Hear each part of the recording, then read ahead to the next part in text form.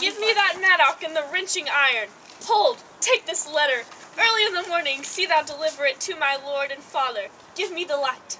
Upon thy life I charge thee, whate'er thou hearest or seest, stand aloof and do not interrupt me in my course.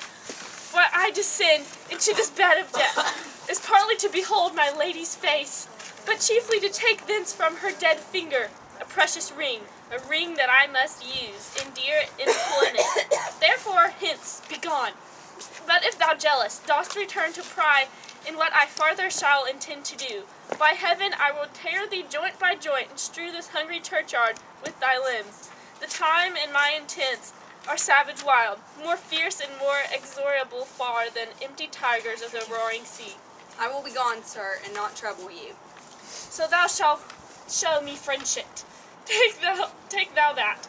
Live and be prosperous, and farewell, good fellow. Prosperous. For all this same, I'll hide me hereabout. His looks I fear, and his intents I doubt. Thou detestable Mao, and thou womb of death, gorged with the dearest morsel of earth, thus I enforce thy rotten house to open, and in despite I'll cram thee with more food. This is that banished, haughty Montague was murdered, that murdered my little cousin, with which grief it is supposed the fair creature died. And here it comes to do some villainous shame to the dead bodies. I will apprehend him. Stop thy unhallowed toil, vile Montague. Can vengeance be pursued further than death? Condemned villain, I do apprehend thee. Obey and go with me, for thou must die. I must indeed, and therefore came I hither. Good gentle youth, tempt not a desperate man. Fly hence and leave me. Think upon these gone, let them affright thee. I beseech thee, youth, put not another sin upon my head, by urging to me fury. Oh, begone! By heaven, I love thee better than myself, for I come hither armed against myself. Say not, begone. Live, and hereafter say, a madman's mercy bid thee run away. I do defy thy conjurtion, and apprehend thee for a felon here. Wilt thou provoke me? Then have at thee, boy.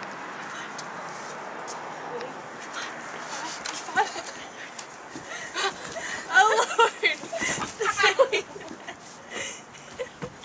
Oh, Lord, they fight! I will go call thee watch. Oh, I am slain. If thou be merciful, open thy tomb, lay me with Juliet. In faith I will. Let me pursue this face. Mercutio's kinsman, noble country Paris. What said my man when me bestowed Sal did not take him as we rode? I think he told me Paris should have married Juliet. Said he not so? Or did I dream it so? Or am I mad? Hearing him talk of Juliet, to think it was so. Oh, give me thy hand, one writ with sour misfortune's book. I'll bury thee in a triumphant grave. A grave, oh no, a lantern, slaughtered youth. For here lies Juliet, and her beauty makes this vault a feasting presence full of light. Death laid thou there, by a dead man interred.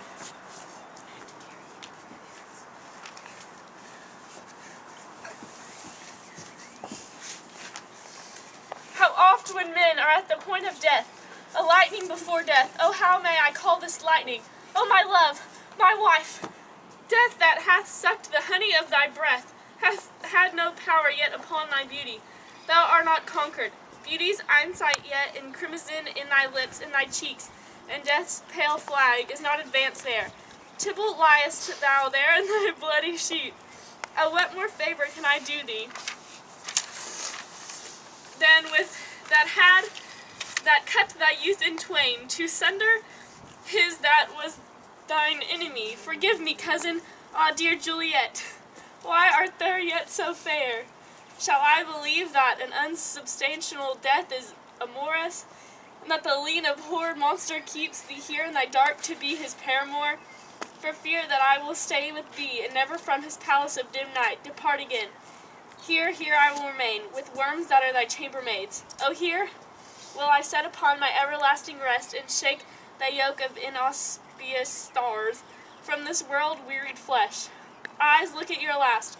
Arms, take your last embrace. And lips, oh, you the doors of breath, seal with righteous kiss, a dateless bargain of engrossing death. Come, bitter conduct, come, unsavory guide, thou desperate pilot, now at once run on thy dashing rocks, thy seasick, weary bark. Here's to my love. O true apothecary, thy drugs are so quick, thus with a kiss I die.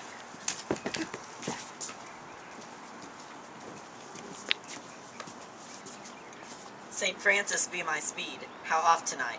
Have my old feet stumbled at graves? Who's there? Here's one, a friend, and one that knows you well. Bliss me upon you. Tell me, good my friend, what torch is yon that vainly lends his light to grubs and eyeless skulls, as I discern? It burneth in the capel's monument. It doth, sir, holy sir, and there's my master, one that you love. Who is it? Romeo. How long hath he been there? Full half an hour. Go with me to the vault. I dare not, sir. My master knows not, but I am gone hence, and fearfully did mince me with death, if I did stay to look on his intents. Stay then, I'll go alone. Fear comes upon me. Oh, much I fear, some ill unthrifty thing. As I did sleep under this yew tree here, I dreamt my master and another fought, and that my master slew him. Romeo! Alack, alack, what blood is this which stains the stony entrance of this sepulchre? What mean these masterless and gory swords to lie discolored by this place of peace? Romeo! Oh, pale! Who else? What? Paris too, and steeped in blood. Ah, what an unkind hour is guilty of this lamentable chance. The lady stirs. Juliet rises. Okay, cut. Pause it.